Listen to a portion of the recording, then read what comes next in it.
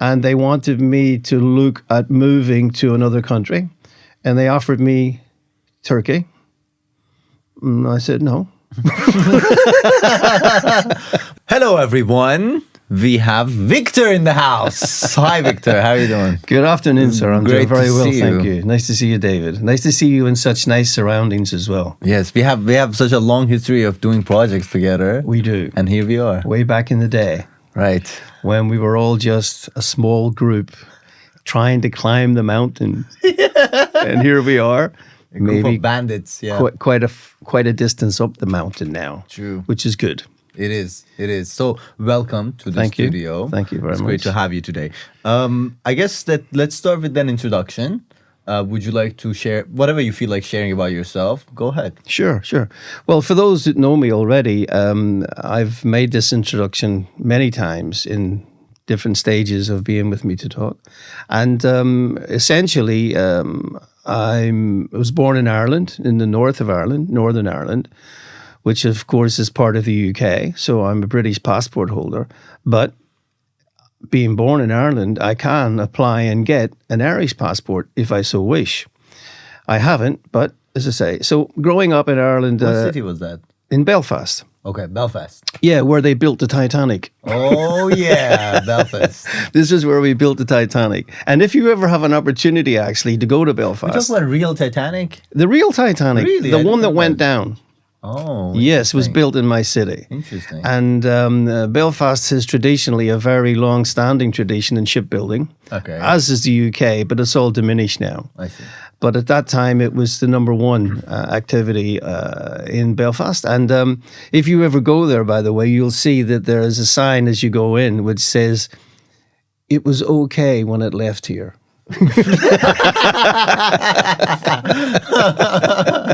Was that you?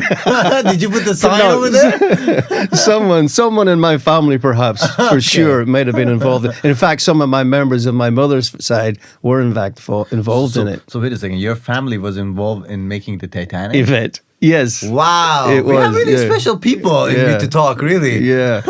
My mother was only a child when she heard the story as well about it. Her uncle tried to get away from Ireland, and he stowed away in the Titanic. He hid in the bottom, and it left. Wow. It left Belfast, and then it was launched in Belfast, where it was built, and then it went down to, I think it was Southampton. Was that your uncle you're talking about right No, now? my mother's uncle. Your mother's uncle? Yeah, when he was young, he tried to hide in, we call it stowaway. He Yeah. tried to stow away on the Titanic. Wow. So he hid in the hold, hoping he could get to New York. And what happened was he got as far as Southampton, because that's where they went to load up all of the goods and get most of the passengers to head out for New York. And they found him in Southampton. So he survived. So yeah, they threw. Basically, that's a good thing. they threw him off the boat when they seen him. So the boat went down, and he went back to Ireland. And honestly, his mother, of course, was told that Michael is on the ship. So she thought he Wow. went down. Can you imagine when he came back and his mother was seeing him coming up the street? Wow, unbelievable. Unbelievable. So that's Belfast. Oh, can we say that he was the only person survived Titanic? No, lots of people survived. Okay. Yeah, all the women and children, lots of them. That's why the guys are going, what is about this? You know, all the women and children, off you go. Guy, stay where you are. women, children, and Michael, your mom's uncle. He wasn't on the boat then. He got thrown off when he was in Nice. in Southampton. Lucky guy. Indeed. And so, having done my studies in mechanical engineering, I decided, as many Irish people do, to leave Ireland and to go elsewhere. And of course, my first port of call would have been England, which is where I went. And I was working with Renault, the French car company there, in London and Paris. What was your job exactly? Well, I started off working with them in a capacity of engineering. And then I realized, which is what I really find a great strength in people, if they have the, what shall we say, the determination, if they're in one position and they feel as though they'd be much more suited in another, that they have the drive sometimes to make that move. So I moved from that into marketing and promotional work with Renault. And that was exactly what I wanted to do. And it turned out to be the best thing I ever did. So I worked with Renault, traveled with them around the world, and eventually resigned, actually, because I was headhunted with two other guys from my company. And that other company we went to was not what we thought. So after that, I became a little distraught, a little bit angry with myself for taking that step. What was that other company you were working for? The other company was a company that was working independently outside of the marques. The marques being all the brand names, Renault, Ford, Vauxhall, or Opel. Still the car sector. It was still in the car sector, but it was an independent. And that meant that it didn't have the strength that we thought it did have. I see. All of the brands have the strength of the brand behind them. So we missed out on that, and then I went traveling, eventually came living in Turkey and Bodrum. I was then working for a company in Spain doing investment, property investment and business investment, and they wanted me to look at moving to another country, and they offered me Turkey. And I said no. When was that? That was like before. That was after the second job. Yeah, that was after the traveling. Okay. So a friend of mine who worked with me at Renault, he had his own business in investment and banking, and he asked me to work with him. So that's where that came from. So I said no at first, and then I went on holiday to Bodrum, loved it. Well, so I'm back. so curious. What is the connection of you guys like Bodrum very much? Well, first of all, it's a place when we go to Bodrum, everyone speaks English, which is a benefit to us. I mean, was it the community moved? No. Or why too many people from Britain, from Ireland moved to Bodrum? A good question.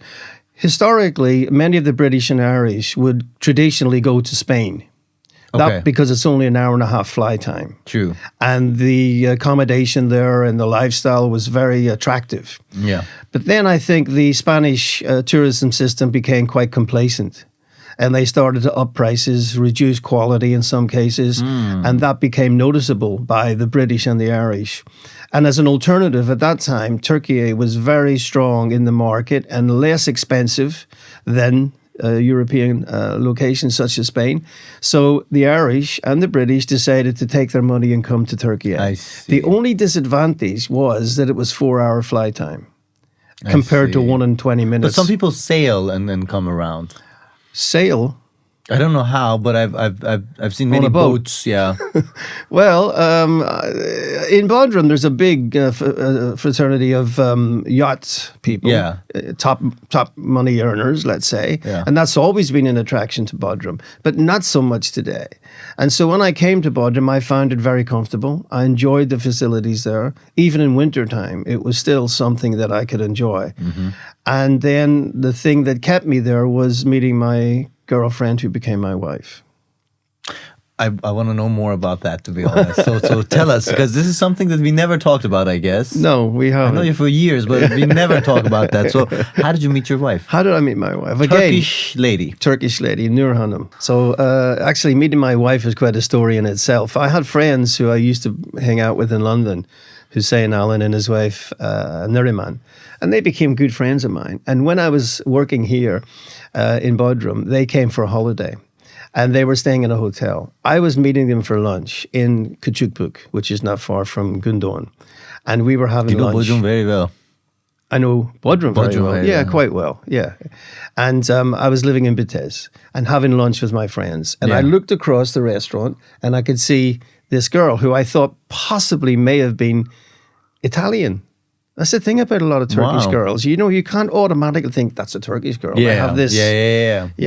And so I was looking. Diversity of people. Of image. And so Neriman noticed me looking at this girl and she said to me, Vic, you keep looking. I said, yeah, why? I mean, it's nice. She's a nice girl. And she said, I know that girl. She's in my hotel. Every morning she gets up, she goes swimming, 8 a.m. Good night, comes back. Every day I see her. I said, that's very nice. But then she gets up off the table and she walks straight across to the girl.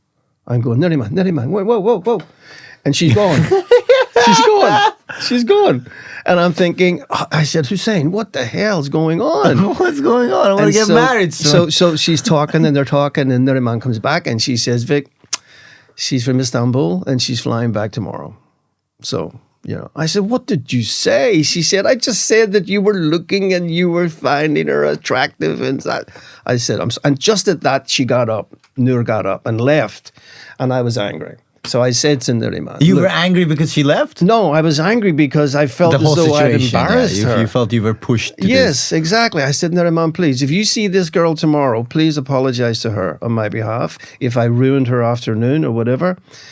She contacted me the next day. She said, I met Nur this morning and she was going swimming. And she said that she's not flying until 9 o'clock tonight, so she'll meet you for coffee. Ooh, yeah. How did you feel? Nervous. As they say in New York, I was very nervous. And so I met for a coffee and I said, where are we meeting? She said, Migros. I said, Migros? She said, yeah, there's a little cafe at Migros. So she wants to be around people because she doesn't know you, really. So you can be anyone. Anybody. Yeah. And then a year later, we got married in Bodrum. Wow. Yeah. Wow. Very inspiring. Very inspiring. Yeah. So how did you, what was the first conversation like, the first date?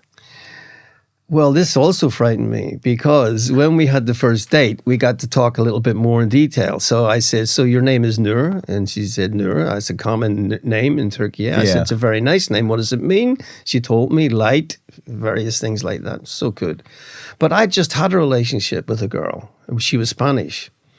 And her name was Nuria. Seriously. Her name is Nuria. I've been there. I know what he's talking about. I tell you guys, this was something for me. My breath went in and my eyebrows went up.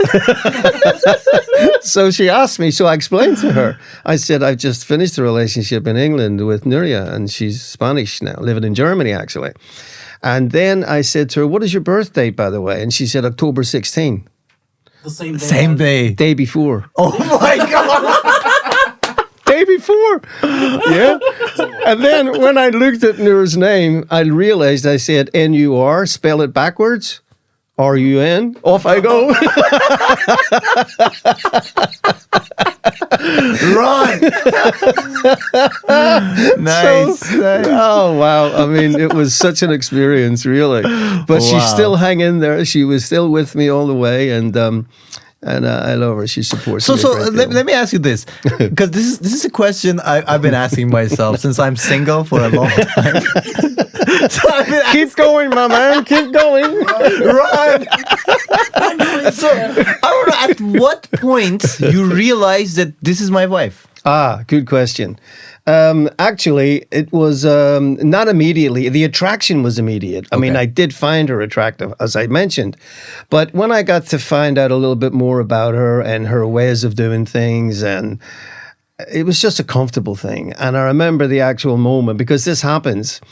For those who have actually fallen in love or found someone special, it's something that happens and it hits you and you realize it's different. And it happened in our apartment one afternoon. We were having lunch. We had a great view across to Black Island and on towards Dacia. So it was a beautiful location. Sun was going down. Oh, wow. The wine was going up. And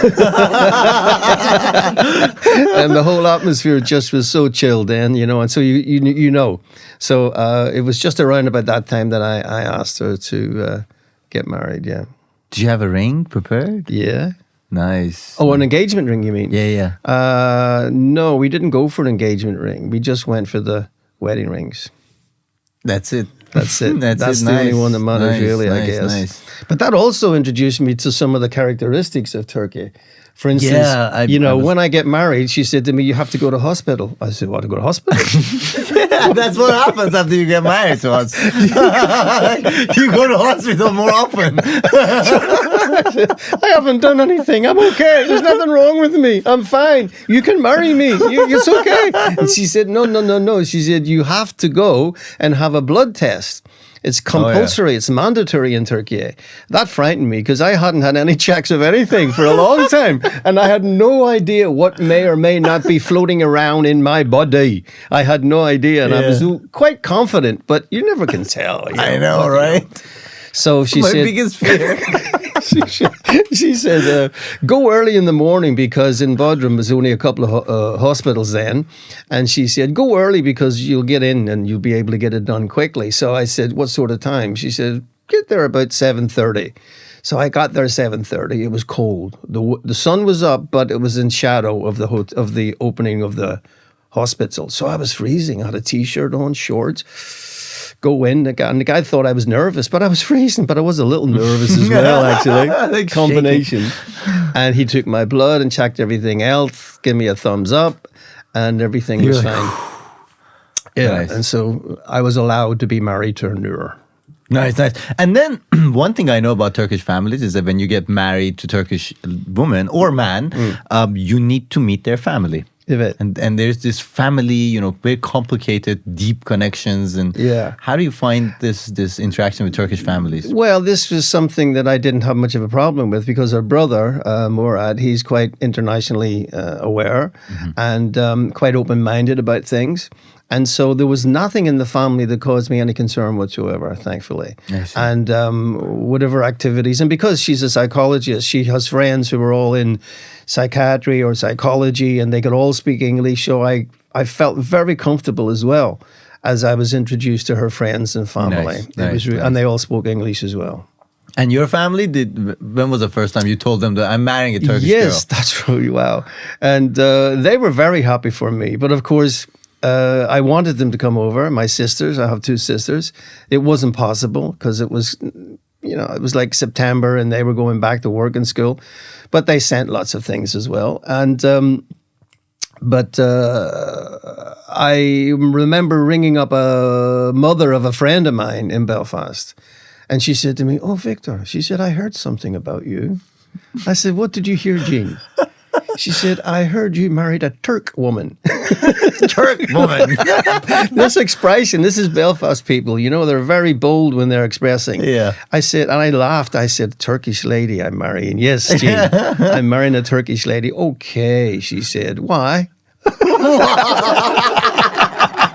Why, Arvin? Yeah. I said, Jean, I'll give you a call tomorrow. Bye-bye. The call never happened, I guess. They just, this is one of the things I remember speaking about was when I left to come traveling from Ireland, especially when I was quite young. I left a lot of people behind. Yeah. And they didn't know where I got to. And so I decided a few years into...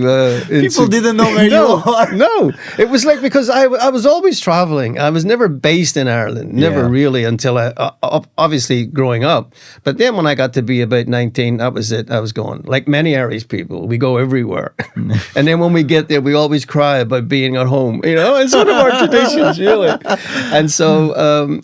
I decided a few years ago to take an Instagram and a Facebook, only a few years ago. Why? Because I thought if I make myself available out there, then people might say, this is where he is. And it happened to me. In one particular instance, an old girlfriend contacted me in the car. I was driving to Bodrum and my wife was sitting next to me and the phone rings. I tapped it and she said, Victor, this is Joan. Ooh, was it on speaker? On speaker. Oh, wow. And I said to her, Joe, I'm in the car, my wife's here. And she said, okay. She said, where did you go? Where did you go? She said, getting worse. She said, what was it? She said, you're in Turkey. I said, yeah, I'm in Turkey. And then she asked this question, are you on the run? Are you on the run? I couldn't stop laughing. And Noor's going, what does that mean, on the run? What does that mean? Yeah. And I said, it's like a fugitive. Because in Ireland, years gone, there were many people who were doing unscrupulous things. And a lot of them would have actually disappeared quickly. And so that was one of the reasons why she couldn't understand why I disappeared so quick. I just that was like a Michael Corleone kind of a thing. Yeah. You moved to Sicilia and got married to an Italian woman. So it was good for me. So nice. And then I came to Turkey and came from Bodrum up to Istanbul, met Murat, and Yeah. Met you. Yes. Met Emra. Yes, my pleasure. And that was like 5 years ago. 5 years ago. It's been 5 years. Amazing. Wow. You know, I joined when my hair Time was down to flies. here. You lost your hair. What happened to your hair? Working for Meet to Talk. That's what happened. Nice. So there you go. Good. But I love this type of environment that you guys have put together, and I think it's very useful as well as comical, and as well as being, I think it's a really good thing to do for people to understand others that they work with and they meet from time to time. And I think it's a great investment in Meet to Talk to do these sort of podcasts. So I'm wishing you the best of luck. Thank you so much. One thing I'm curious, how long has it been living in Istanbul? 10 years now. 10 years. Why Istanbul? Why did you choose Istanbul? Because my wife, as I mentioned, is a psychologist, and her training and everything was here. Yeah. And she was very associated with one of the top American colleges here. And when we came back from Bodrum to Istanbul, she didn't want to go anywhere else. And she's very committed. Now she's a clinical psychologist, and she can't really move. We can't go to another country because you can't practice psychology in another country, a different culture. Yeah, true. So that sort of grounds her here. And I'm happy living here and going down to Bodrum, enjoying the summer down there, enjoying the Mediterranean. You mostly spend summers in Bodrum. Yeah, well, yeah, mostly. But we've been pushing it out a little bit further now recently, and I enjoy the sun. I mean, I hate the British weather. You guys got a vacation house over there? We did, not now, but we are seriously thinking of going back down for a number of reasons. Recent events, of course, tragic. Yeah. And we've considered about that move. And I suspect that probably by the summer of next year, if not sooner, we may decide to go back down there. Nice. And permanently stay there. Yeah. Nice. Perfect. Now, 10 years in Istanbul, what do you think? How do you see changes of Istanbul? What do you think of the city? Oh, wow. I mean, since I've been here, I've seen the introduction of the metro bus.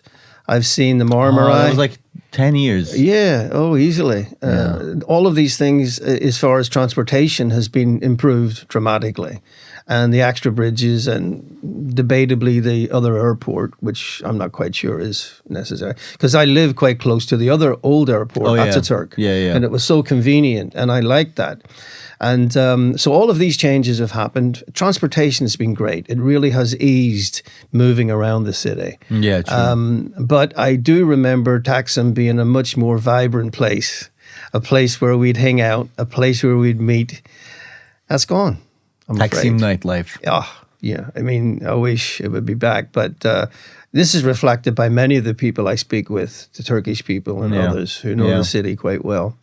Yeah, I heard many stories of Taksim, to be honest. Like in different periods of time in history, Taksim always was the center of changes. Yeah. So every change in the country, Yeah. you'll see the reflection in Taksim culture and lifestyle. Absolutely. That was the visual focal point of what was happening in the soul of Turkey, I think. Someone once said to me, if you look at Ankara would be the heart of Turkey. But Istanbul is the soul of Turkey. True. Istanbul, the soul of Turkey. Yeah, that's that. And I think that reflected in the activities around Taksim as being the place to be. And as I say, unfortunately, it's moved on. Yeah. But Karaköy is a nice place. Karaköy is a new Taksim, probably we can say. That's what happened pretty much in New York as well. Used to be Manhattan. Now I heard a lot of great things about Brooklyn. Everybody's talking about Brooklyn every time. Businesses move there. I mean, nightlife, art life, most of the things move to Brooklyn. I'm not familiar with America, not New York. I've been to America once. Played some golf, came back again. Nice. And in Miami. You play golf? I do play golf, yeah. Nice. Great. And that's why being in Bodrum was a big benefit for me also. Because there are two, then there was only one, now there are 3 golf courses. I see. And I miss it, I do. So, and also of course I Antalya. totally understand. Yeah. So we'll be down there, Noor will be on the beach, I'll be playing golf. We'll meet up in the bar, we'll have a cocktail. We'll watch the sun go down. Oh, that's amazing. Can I join? You bet. Okay. Of course. Tubby. And don't ask me about my Turkish, please. Don't. Now I'm like, pushed to ask you about your Turkish. How's your Turkish? Not so good. Okay. Not so good. I'm trying. It's been a long time you're trying. Long time trying. Yeah. So, like you with your girlfriends. Nice one. Nice. So, Victor, what's one thing about Istanbul you love the most? Food. I like the food. The food has changed me completely. My whole cuisine has changed. I mean, I'm much more aware of the taste of food since I came to Turkey, especially Istanbul. That's one of the things that I find very important.